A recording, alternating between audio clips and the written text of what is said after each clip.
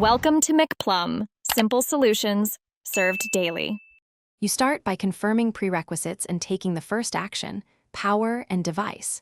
Make sure battery is above 50% or keep the drone plugged in, then open the official app or firmware tool. Once connected via USB or Wi-Fi, authenticate the device and choose the exact model. You download the firmware or select over the air. This prevents mismatches. Pause only to verify serial and version tags, because installing the wrong build will cause problems later. Once download finishes, start the transfer and installation step with care. You copy the file to the drone or SD card, or initiate OTA through the app. Use USB or Wi-Fi for reliability. Then verify checksum or signature when prompted to ensure integrity, and press install. You watch progress bars and status logs. Intermittent errors often show here.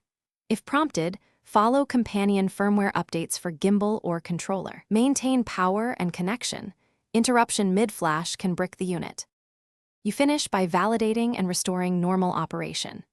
After the drone reboots, check the app for the new firmware version and immediately run IMU and compass calibration so sensors align. Next, perform a short system check, spin motors at low throttle, confirm camera/gimbal response, and get a GPS lock before any flight. If the update failed, re-download firmware, try the transfer again, and use the manufacturer's recovery mode. That single troubleshooting tip often recovers a failed. Thanks for watching. Stay juicy and subscribe.